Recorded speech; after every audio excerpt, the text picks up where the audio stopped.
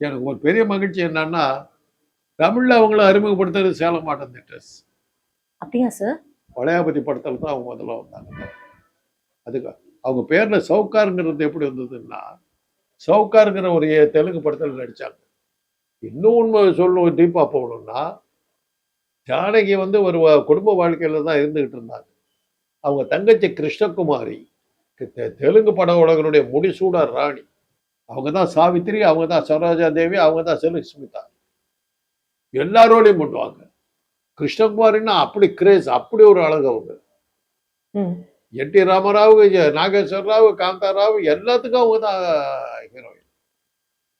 அவங்க மூலமா தான் இவங்க வந்தாங்க சினிமா. வாழ்க்கையில் ஏற்பட்ட சில சோகங்கள்னால அவங்க வந்து நடிக்க வேண்டிய கட்டாயத்துக்கு வந்தாங்க. தெலுங்குல வந்து இந்த சவுக்காருங்கிற படத்துல அவங்களுக்கு ரோல் கிடைச்சது. படம் சூப்பர் டூப்பர் ஹிட். அதில் தான் அவங்க பேருக்கு முன்னாடி சவுக்கார்னு வந்தது. அதை வந்து ஹிந்தி பேருன்னு நினைச்சுக்கிட்டு, சவுன்னா ஹிந்தியில் 100 கார் வச்சிருக்காங்க, அதனால அவங்களுக்கு சவுக்கார்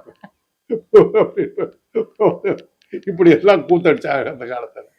அப்போ வந்து டி.ஆர். சுந்தரம் கண்ணில் பட்டு வளையாபதி படத்துக்கு அந்த மலை ஹீரோயினை போட்டிருக்காரு.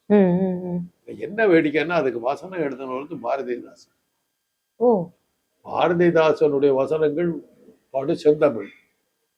ஆந்திராவை சேர்ந்த தமிழே தெரியாத அந்த அம்மா தான் அவ்வளவு கஷ்டப்பட்டு படிச்சு கிளீனா பேசு. அப்பலாம் அந்த ப்ராம்ப்டர்ன்ற கூட ஒரு இருக்காது இல்ல சார்? அந்த சிஸ்டம்லாம் கிடையாது. அப்புறம் இவங்களே அத சினிமா ஷூட்டிங்ல அது பிரச்சனை இல்லம்மா, கட் பண்ணி எடுத்துக்கலாம்.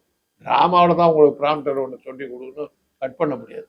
சினிமாவில் வந்து அப்படின்னு சொல்ல, இன்னைக்கு டிஜிட்டல் வந்த பிறகு அது கூட இல்லையே. வீட்டுல வந்து எல்லாம் வேணுங்கிறதெல்லாம் ரெக்கார்ட் பண்ணிட்டு அப்புறம் கூட நடிக்கலாம், அப்புறம் நடிச்சுக்கலாம், ரெக்கார்ட் பண்ணுவோம் அப்படின்னு